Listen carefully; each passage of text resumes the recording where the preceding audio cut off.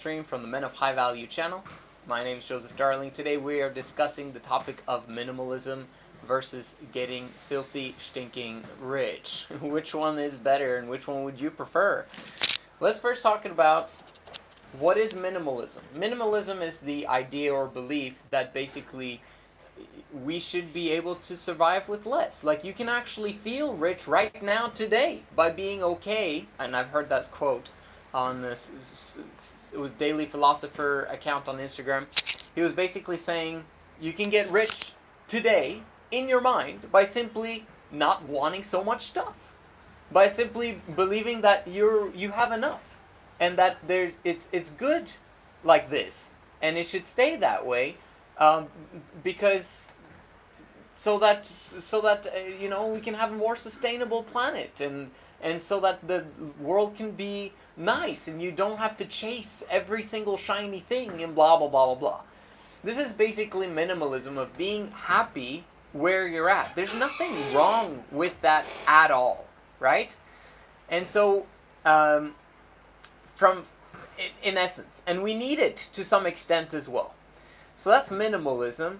And then you have the aspect of getting filthy, stinking rich, which is basically saying that there's never enough, right? You can always get more, and you want to think huge, and you want to think massive and long-term, and I'm going to change the world, and I'm going to dominate, and I'm going to compete in the marketplace, and I'm going to be the absolute best. I'm going to fulfill my intense potential that I've got, etc., etc. Now, there are some good things there as well, but then there are some aspects maybe not so good, right? Both have its strengths, both have its weaknesses. But let's go into what you personally should be thinking at this point in time. I will reveal to you which one's feminine and which one's masculine. And does that mean that one is wrong and the other one is right? No, we need both, obviously, right? It would be wonderful if we have a world where we have tons of abundance, and then we choose to spend less than what we make. Wouldn't that be amazing? Right now, in the debt-ridden society that we're in, people are thinking huge in terms of expenses, and then thinking minimalistic in terms of work ethic, and in terms of effort, and in terms of creating things for themselves, and are, moving towards an entitlement type of society, where you own nothing and will be happy. Not so. Minimalism is feminine. You have to understand this. Getting filthy, stinking rich is masculine. Why am I saying that? It's because minimalism thinks about the planet, which is great. It's nature. It's wonderful. It thinks about the collective. It thinks about the community. It thinks about other people.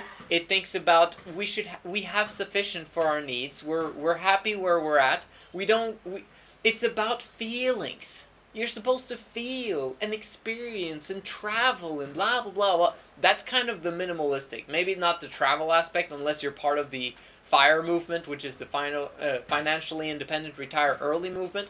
A lot of those people are minimalist because they're like, let's work really hard for 10 to 12 years, 15 years, put it all into S&P 500 Vanguard Index Fund, and then over time, as long as we never ever spend more than 4% of the money that we've put in there, and you're supposed to, I think it's 25 times your yearly income, that's what you're supposed to save up or something like that. I might be wrong.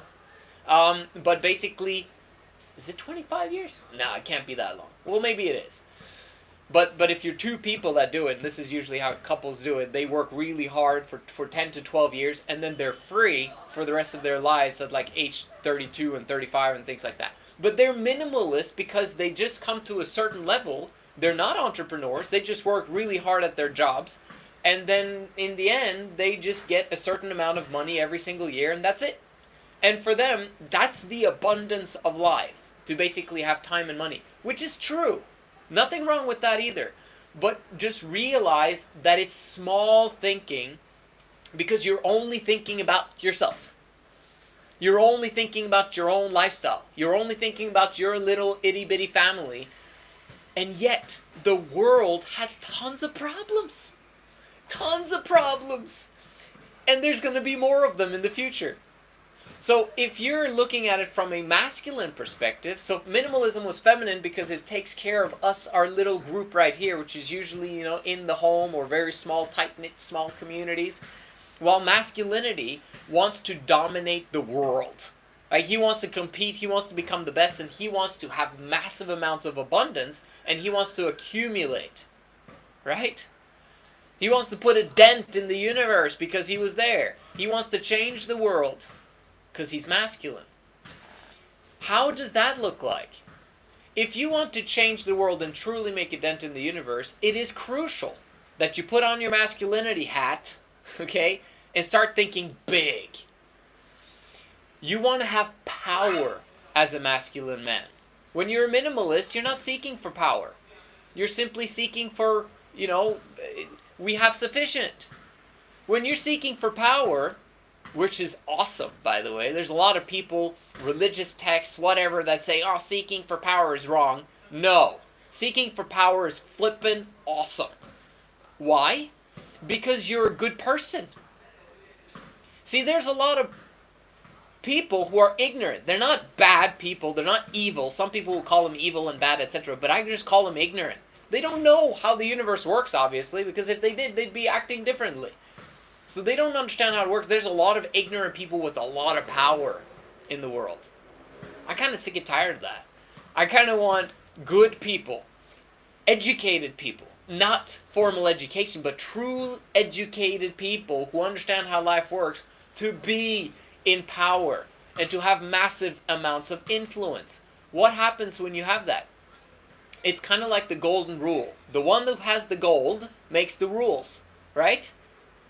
The people who've got the most money, who've got the most power, who've got the most influence in society, they're the ones that can make the most contribution.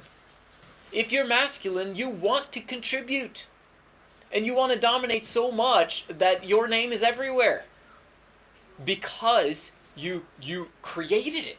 You're a creator. You're a monster, man. You got to go out there and start thinking huge. This is a message to my brother, too. I remember when we played Monopoly, when I was like 12 years old, whatever. I love my brother, okay? And we were playing Monopoly, and and I was like passionate about winning, and I'm so excited, and I'm like the bank. Usually I'd be the bank because I love how to count money and give everyone their money, and then I'd be like, I want to win and everything. And then my brother, in the middle of the game, he's like, oh, you need some money? Here's some money. And then he'd give their money to other people, and I'm like, bro, you're not following the rules. What's going on? Now, obviously, there's nothing inherently wrong with that experience, but it's just that it was minimalist thinking. If you're thinking masculine, you would be thinking in terms of, I want to compete because you know what competition does? It makes the other person better. If I compete, it makes the other person better. If I help out other people with welfare or giving them stuff all the time or allowing them to take advantage of me, guess what I'm doing? I'm allowing them to remain weak. That's not how the world works. Now, obviously, you need to help where people need it, right? There are some people who just can't get themselves up from the situation that they're in. We need to create equal opportunity, whatever that means. We need to give opportunities to those people that actually need our help. And this is one of the reasons why you need to get filthy stinking rich, so that you got power, you got time and money and resources and people, tons of people, ready and able and willing to help those people who are in real dire needs. But there's very few people in that situation. Very few people. The vast majority of the people could get up and do something about their situation if it was uncomfortable enough. And those people, we should not deprive them of the opportunity of excelling themselves in their lives. Competing is what's actually going to create most abundance on the planet, because we all improve at the same time. This is why I'm passionate about masculinity, passionate about competition, passionate about fulfilling my ultimate potential. Because if I do that, other people around me become amazing as well. And we need a lot of amazing people. So now you understand the difference between minimalism and getting filthy stinking rich. You have a duty and obligation to success. You have a duty and obligation to actually fulfill your full potential when it comes to money first, so that you have the time and money and other resources in order for you to help millions of people. And you know that you have that potential. It's not just me or any other person who already has that mindset. You can adopt that mindset. Take it from me. Get it by osmosis. We all need to think that way. The more people think this way, according to this specific life philosophy, the world will heal faster.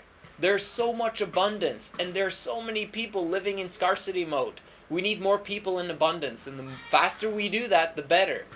You can be a part of this journey. I'm excited for you. You're awesome. I'll see you guys in the next one.